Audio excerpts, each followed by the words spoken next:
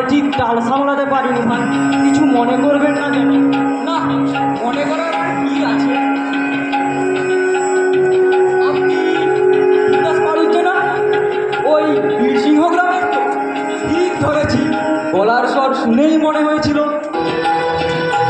হ্যাঁ, মানে আমি ঠাকুরদাসী, কিন্তু আপনাকে তো ঠিক চিনতে পারলাম না। আমায় চিনতে পারছো না ঠাকুরদা? আরে আমি যে তোমার গ্রাম সম্বন্ধে ভাইরা হই, তোমার গিন্নি যে আমার স্ত্রীর সই হন হে। অবশ্য তোমার সাথে আমার দেখা সাক্ষাৎ খুব একটা হয় না, হবে এবার থেকে। তুমি হলে গিয়ে কলকাতার বাবু, আর আমি হলাম পুজুরি বামু। এখনো চিনতে পারছো না আমার?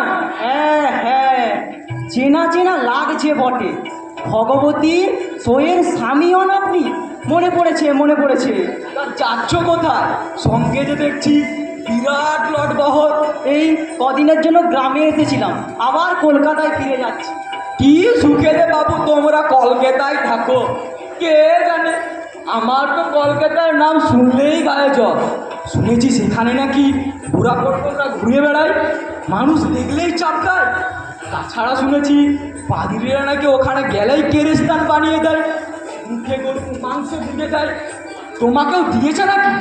আরে না না, কি যে আজে বাজে খবর শোনেন আপনারা, ওসব কিচ্ছু নয়। তাছাড়া শুনেছি রামমোহন নামে নাকি এক বেটা বেঙ্গোগানি সেজে বসেছে।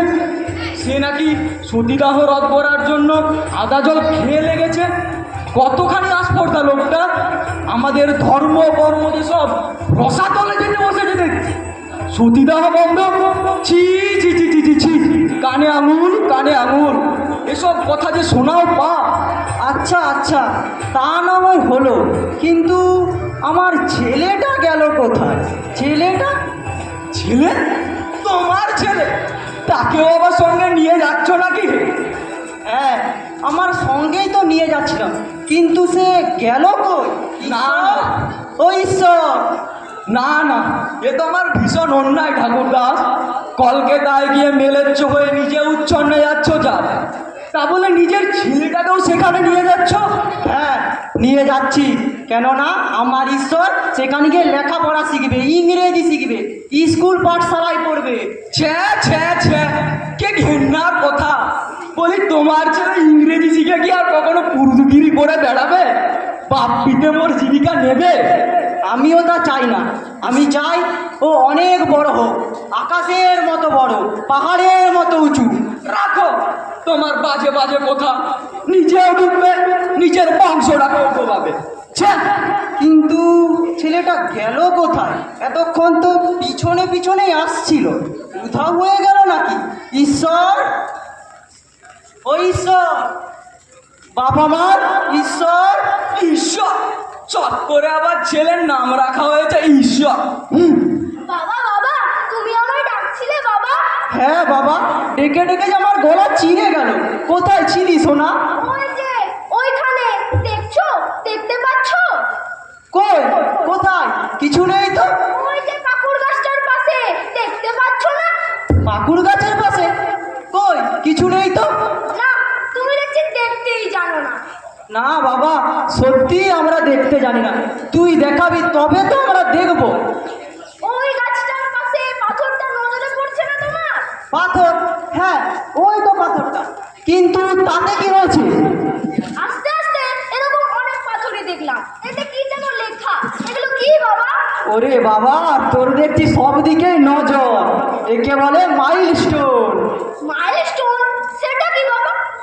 যে পাথরে মাইলের হিসাব লেখা থাকে তাকেই বলে মাইলস্টোন। মাইল? মাইল কাকে বলে বাবা?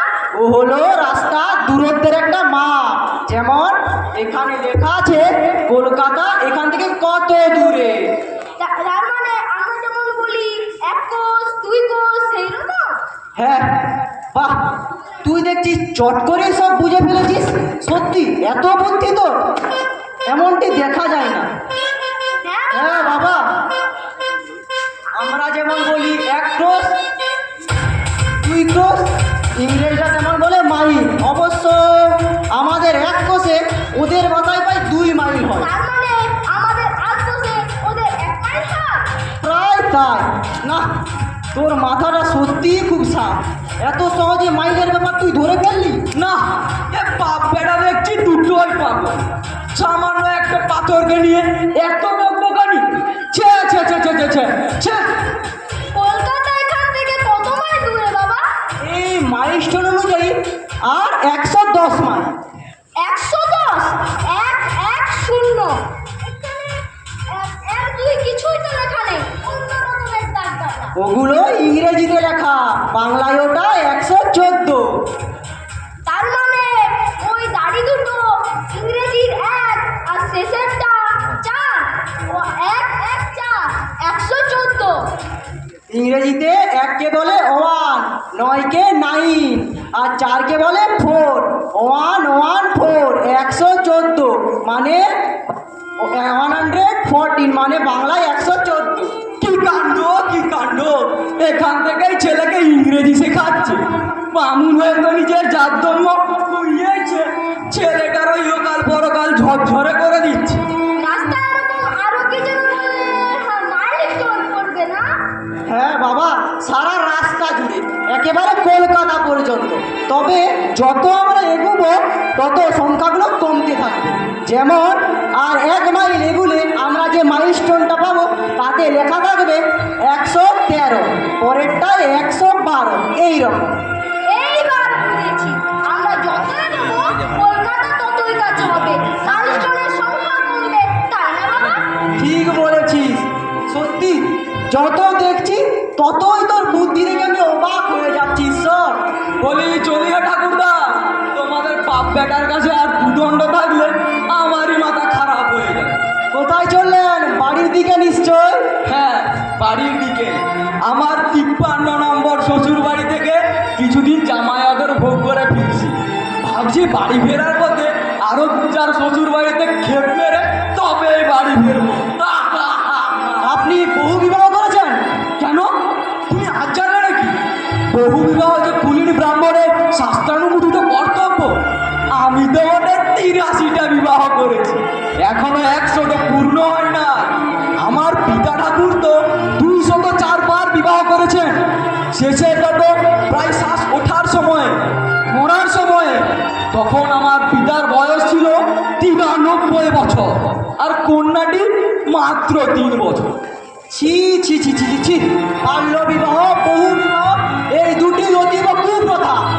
ওসব বড় বড় কথা কলকাতাতে বড় বাবু, আমাদের গ্রামাঞ্চলে বলতে এলে চাপকে পিঠের ছাল তুলে নেবে। যত সব ব্যঙ্গগানীদের মতো মেলেচ্ছ কথাবার্তা, জঘন্য, একেবারে জঘন্য। বাবা বাবা, ওই লোকটা এতগুলো বিয়ে করেছে কেন? তুমি তো বলনি। বড়দের কথায় কান দিতে নেই ঈশ্বর। চলো যাওয়া যাক। এমনিতে তোমার মাইলস্টোনের জন্য এখানে অনেকটা সময় নষ্ট হয়ে গেল। দুপুর হতে আর বেশি দেরি নেই, চলো যাওয়া যাক।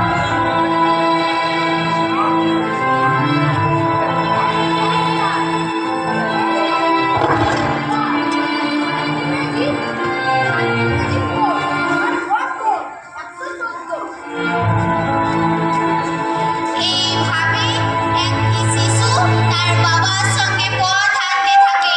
মাইলস্টোনগুলি দেখতে দেখতে তারা পার হয়ে যেতে থাকে মাইলের পর মাইল। তখন দুপুরবেলা সূর্য মাথার ওপরে।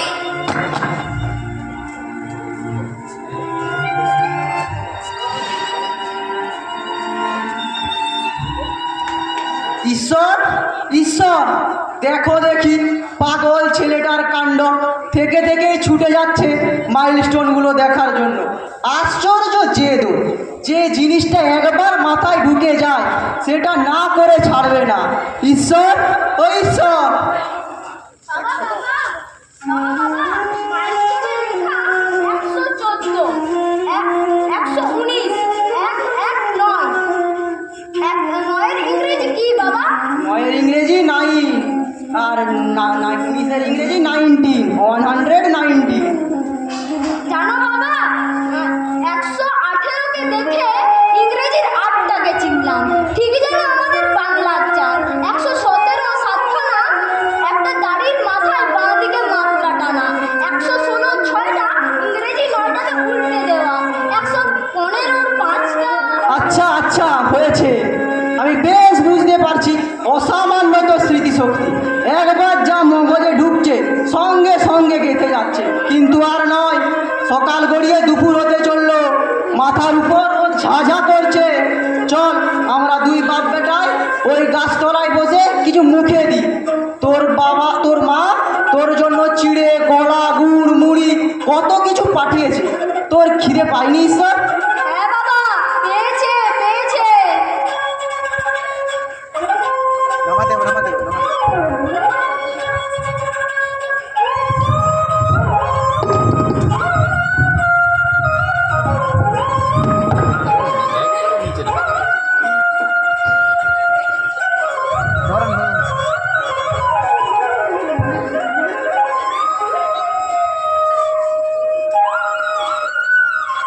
পাশে একটা টলটলে পরিষ্কার জলের পুকুর আছে। আমি হাত মুখ ধুয়ে এসেছি। যা দেখি বাবা, হাত মুখটা তুই ধুয়ে আয়। ইস, রাস্তার ধুলে এক মুখখানা কালো হয়ে গেছে। যা বাবা, হাত মুখ ধুয়ে আয়। পুকুরটা খুব গভীর, পার থেকে হাত মুখ ধুস। পুকুরে নামিস নি যেন। না বাবা, নামবো না।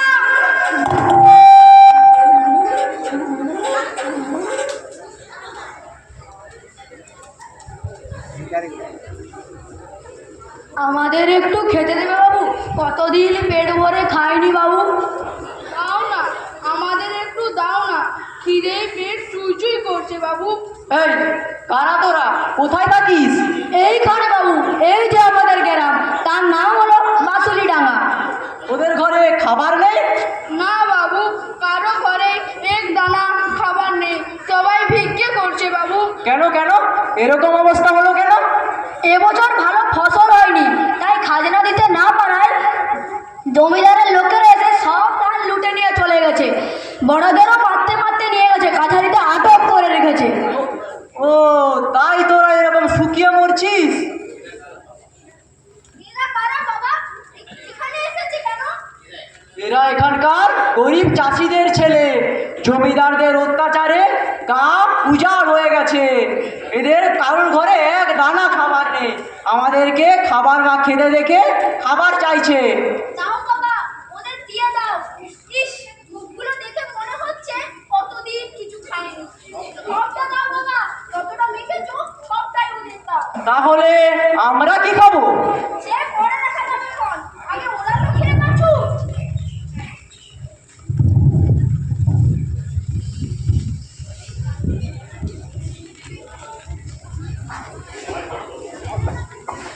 জয় হোক বাবু, তুমি রাজা হবে বাবু, এত দয়া তোমার, তুমি রাজা হবে বাবু। জয় হোক। সবটাই ওদের দিয়ে দিলি? তাহলে আর একটু চিড়ে কলা মাখি। না বাবা, আর মাখতে হবে না, আমি কিছু খাবো না, কিছু না। কেন বাবা, এই যে বললি তোর খিদে পেয়েছে? আমার মন খারাপ বাবা, আমার মন খারাপ। এরা এত গরিব, দিনের পর দিন এরা না খেয়ে থাকে। আগে এমন ছিল না ঈশ্বর, ইংরেজ আসার পর থেকে এমন হয়েছে। ইংরেজ আসার পরে অনেক উন্নতি হয়েছে বটে, রাস্তাঘাট বসেছে, রেলপথ বসেছে, কলকাতার মতো বড় বড় শহর গড়ে উঠেছে। কিন্তু গ্রামে গ্রামে অনাহারও বেড়েছে। ৭৬-এর মন্বন্তরের ক্ষত এখনো শুকোয়নি। কাঁদিস না বাবা, কাঁদিস না। সত্যি এত বড় মন্তর, এত দয়া তোর, সত্যি তুই খুব বড় হবি, তুই খুব বড় হবি ঈশ্বর। আমি আজ যেন নিজের ছেলেকেই চিনতে পারছি না। ফিরিয়ে দে আমার দুধের বাচ্চাটাকে, ফিরিয়ে দে। রাক্ষসে আমার পেটের সন্তানটাকেও খেয়ে নিলি।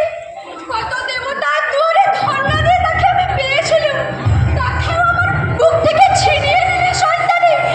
একবার শুধু মুখ ফসকে বলেছিলাম, যদি সত্যি আমার অনেক সন্তান হয় তবে প্রথম সন্তানকে দেব সাগরের জল। একবারও ভাবলি না তোরা? একবারও ভাবলি না? এ ছিল শুধুই আমার মুখের কথা।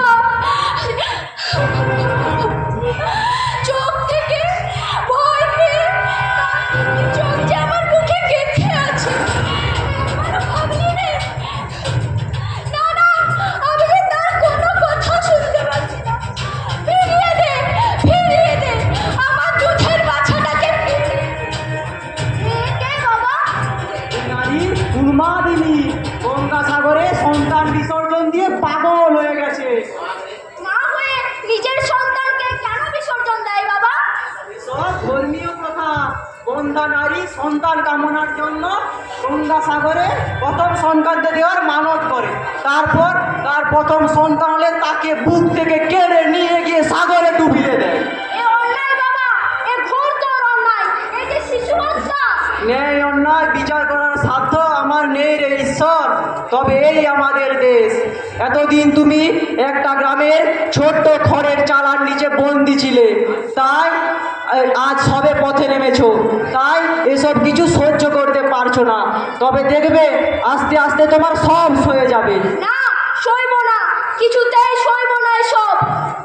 তুমি দেখে নিও, আমি কিছুতেই সইব না। আচ্ছা আচ্ছা, তুই বড় হয়ে এর প্রতিকার করিস ক্ষণ। তবে এখন চোট বেলা গড়িয়ে দুপুর হতে চললো, তুইও কিছু খেলি না, তোকে ফেলে আমিও খেতে পারলাম না।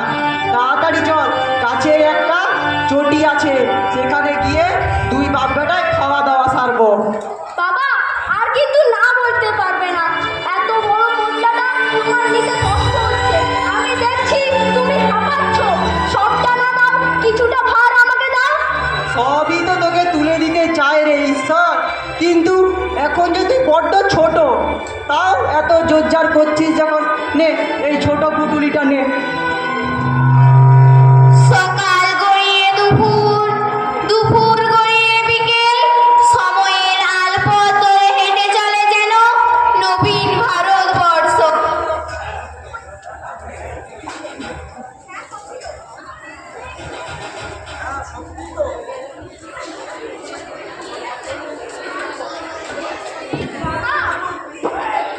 এইবার আমি ইংরেজি সংখ্যা সব শিখে গেছি। ওই যে 110, 110, ওদের শূন্যটা আমাদের মতনই একটা গোল্লা। হ্যাঁ হ্যাঁ, সত্যি তো তুই শিখে গেছিস? সত্যি এত বুদ্ধি তো? একবার দেখে এরকম শিখে যাওয়া, এ তো ভাবাই যায় না।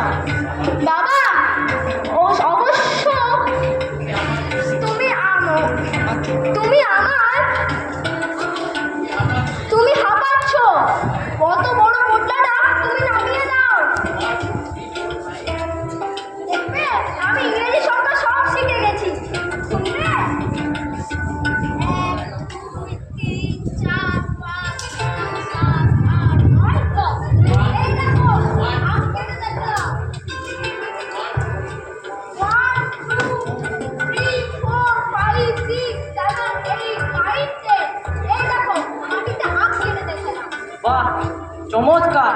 সত্যিই তো তুই ইংরেজি শিখে গেছিস শুধু মাইলস্টোন দেখতে দেখতে। ইংরেজি বলতেও তুই শিখে গেলি? সত্যি অসামান্য বুদ্ধি তোর।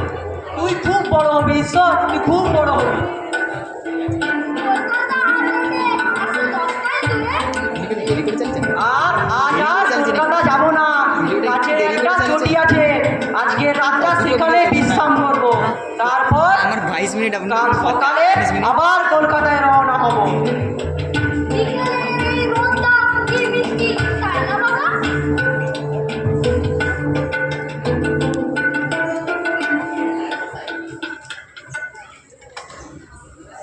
কে কে কে কে?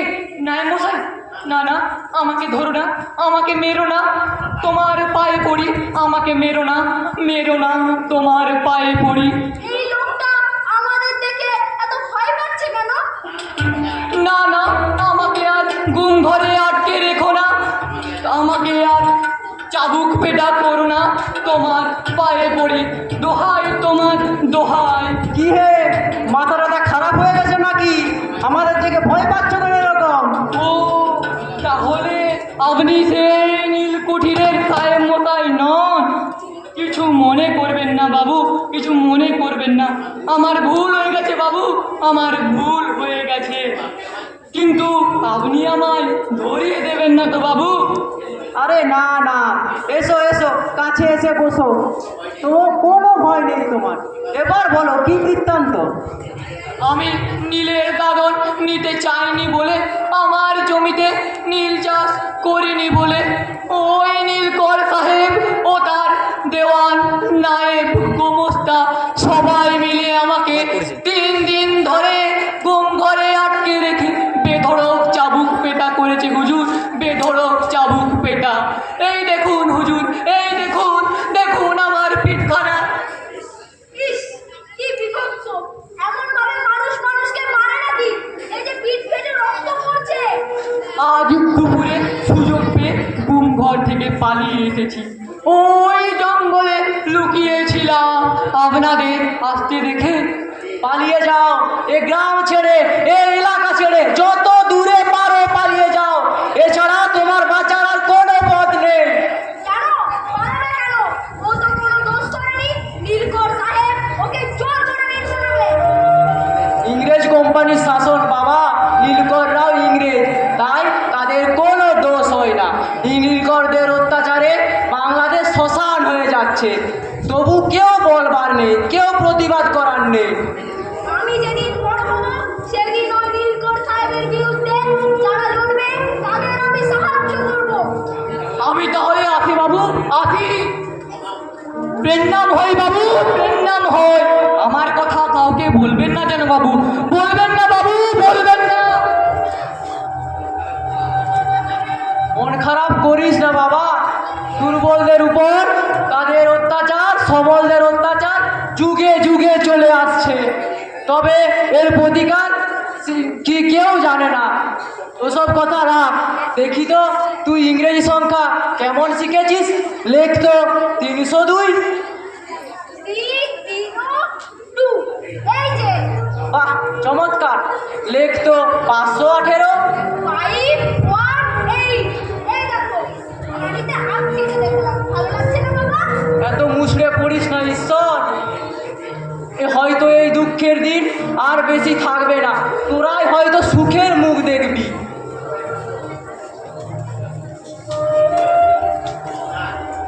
না, আমায় মেরো না, আমাকে ছেড়ে দাও, আমায় মেরো না।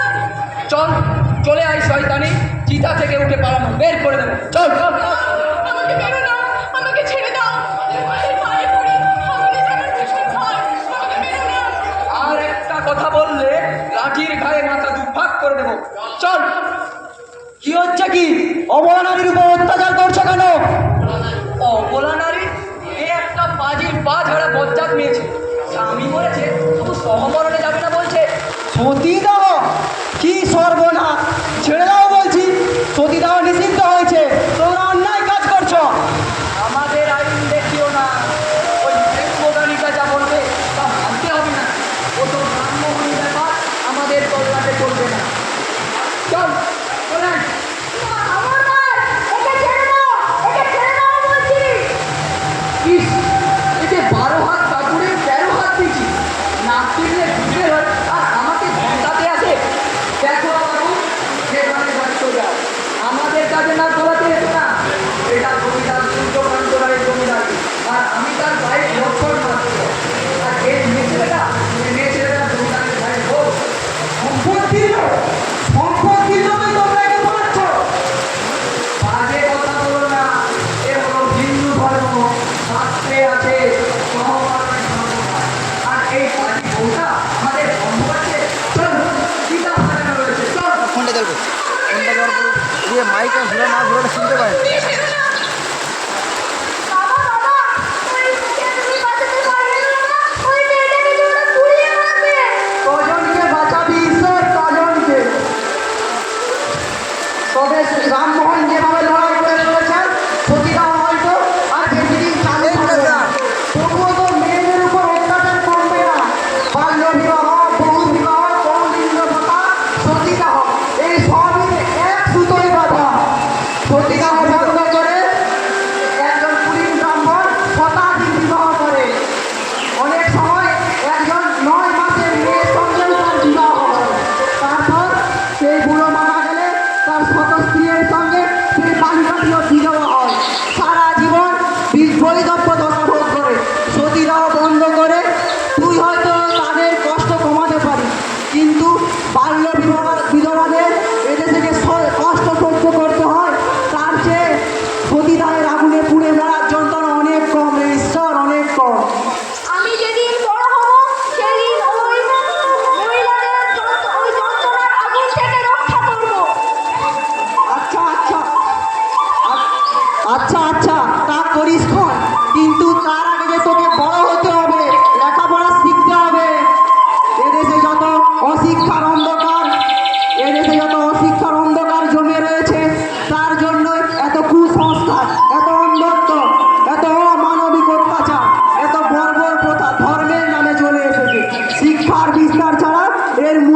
সম্ভব নয় ঈশ্বর।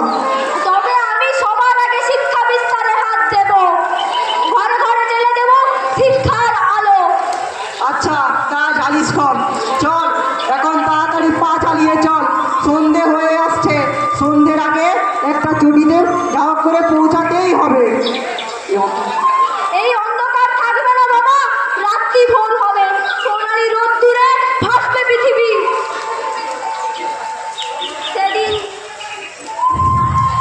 সেদিন যে শিশু তার পিতার হাত ধরে মাইলস্টোন গুনতে গুনতে এগিয়ে চলেছিল, তার নাম শুধু ঈশ্বরচন্দ্র বিদ্যাসাগর নয়, তার নাম হলো ভারতবর্ষ। পশ্চাৎপদ মধ্যযুগীয় ভারতবর্ষে তা ছিল আধুনিক সভ্যতার দিকে এক দীর্ঘ যাত্রা। সেই দীর্ঘ যাত্রা আজও শেষ হয়। আজও অন্যায় অবিচারের বিরুদ্ধে বিদ্যাসাগরের সেই দীর্ঘ যাত্রা এখনো চলেছে, এখনো চলছে।